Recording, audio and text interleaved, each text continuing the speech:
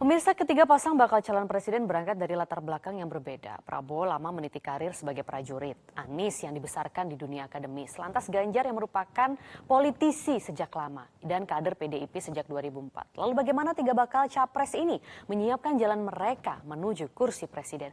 Seperti apa gaya komunikasi ketiganya untuk meraih dukungan rakyat? Kita akan membahasnya bersama pakar mikroekspresi Monika Kumalasari. Mbak Monika, terima kasih untuk waktunya. Mbak, kalau kita melihat ya, ini ketiga pasang capres Anies Baswedan begitu ya dengan pembawaan cendekiawannya sejak lama. Kemudian Ganjar yang kalau di Instagram profilnya saja sudah terlihat tuh Mbak, ditulisnya tuanku ya rakyat, jabatan cuma mandat. Sepertinya ingin menonjolkan gaya merakyat. Kemudian juga sosok Prabowo Subianto yang berubah 180 derajat dari Prabowo yang kita kenal dulu. Kini berusaha lebih terlihat kalem, kemudian jadi terlihat lucu begitu ya. Ini Mbak Monika apa yang bisa dibaca dari sini Mbak? Oke, kalau kita lihat nih tadi Mbak Maria mengatakan ya di profilnya Pak Ganjar nih, tuanku ya rakyat gitu ya. Nah, kalau ini adalah merupakan bahasa tulis, tetapi yang membaca ya menggunakan intonasi yang berbeda, maka artinya juga berbeda. Saya sudah mengadakan survei kecil-kecilan gitu ya di Oke Mbak. orang-orang yang saya temui mengenai memetics yang digunakan ini bahwa tuanku ya rakyat. Tuanku ya rakyat. Nah, jadi ini berbagai persepsi yang kemudian ditangkap oleh masyarakat begitu. Nah, kalau kita lihat di Pak Ganjar ini yang sudah berpengalaman sebagai politisi, backgroundnya politisi ya, terus kemudian Iya, menjadi kepala daerah. Nah, yang ingin kita perhatikan adalah di momen ketika ini yang di dialog di Muhammadiyah ya, dan betul. kemudian ada juga dialog ada dialog di Muhammadiyah dan juga di Habibie Center. Ini yang menjadi perhatian adalah apakah yang bersangkutan ini dengan kondisi emosional. Jadi saya tidak membahas mengenai konten yang disampaikan, tetapi bagaimana kedewasaan emosinya ya. Nah, di sini ada di dua kesempatan yang berbeda ketika hadirin bertepuk tangan, maka dua kali juga di momen yang berbeda beliau mengatakan tepuk tangannya kurang semangat ya. Kalau tepuk tangannya ragu-ragu atau tidak semangat ini tergantung dari narasumber yang berbicara. Nah, ini mengatakan mengenai sepeda. Nah, ya, jadi di dalam momen-momen yang disampaikan oleh Pak Ganjar ini, sayangnya adalah banyak kita jumpai perasaan menggunakan perasaan atau emosinya ini dengan menyinggung uh, dari pasangan sebelah gitu ya, atau juga dengan pemerintahan yang berkuasa. Oke. Nah, ini ya, jadi Mm-mm. apa yang dilakukan oleh Pak Ganjar ini membuat kita ya para pemirsa juga kenapa hal seperti ini harus disebut. Nah, kemudian pada saat dialog di Muhammadiyah juga Oke. mengatakan mengenai Muhammadiyah yang memiliki hall yang cukup besar, tetapi di Solo ini ngutang begitu ya. Jadi, nah ini juga menimbulkan pemikiran tertentu dari yang mendengar ya. Nah, kalau Pak Oke, Ganjar jadi mengatakan bahwa di mhm. awal, Jadi ingin mengkritisi calon lain begitu ya mungkin ya? Terlihat. ya, nah, jadi Oke. dengan Itu kalau visi soal dan misi Ganjar yang Mbak sudah Monika, tapi bagus. boleh kita juga beralih ke pasangan yang lain karena memang waktunya sayang sekali tidak banyak nih Mbak. Nah kalau itu Ganjar ya, sepertinya ingin Ya, menonjolkan narasi-narasi merakyat begitu ya. Gayanya sebenarnya nggak jauh berbeda karena dulu Jokowi juga menggunakan hal itu sewaktu tahun 2014 kalau kita ingat. Nah kalau misalnya Prabowo Mbak ya. Monika melihatnya bagaimana? Kalau dulu menggunakan narasi yang menakut-nakuti ya, masih ingat nggak Mbak dulu Prabowo pernah bilang Indonesia akan bubar di tahun 2030. Nah sekarang tiba-tiba gemar berjoget.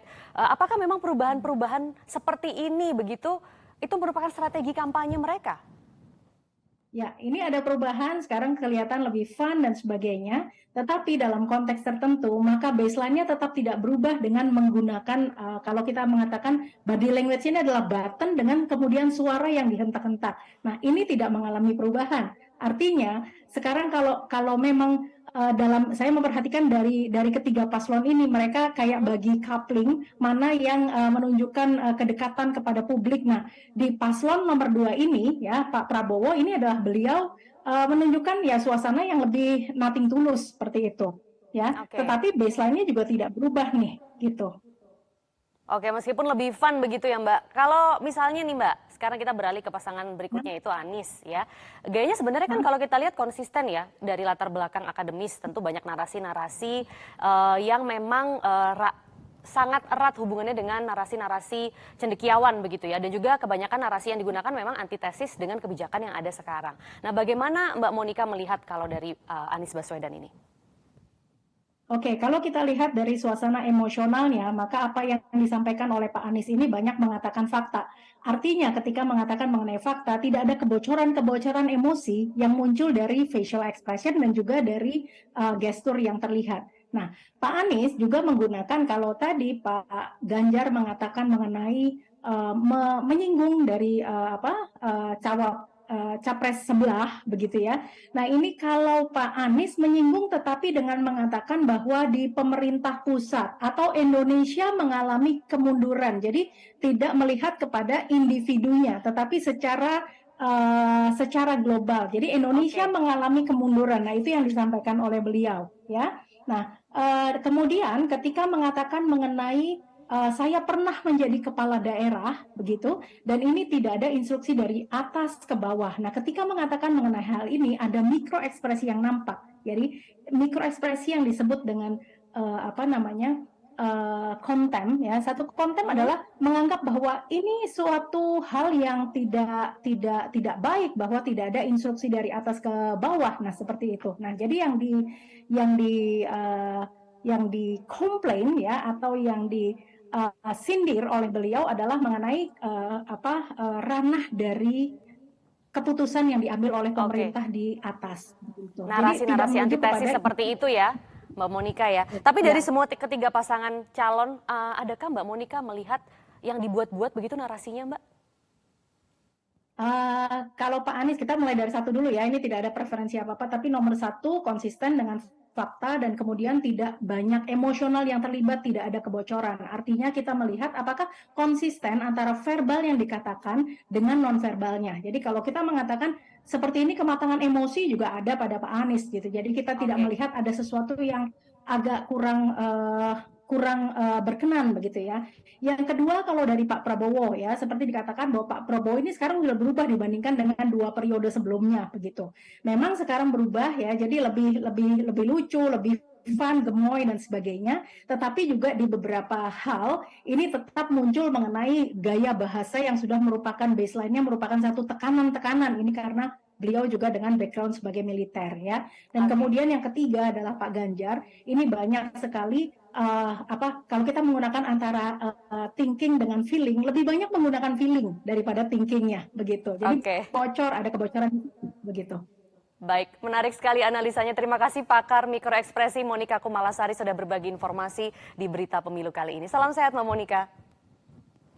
Jelajahi cara baru mendapatkan informasi. Download Metro TV Extend sekarang.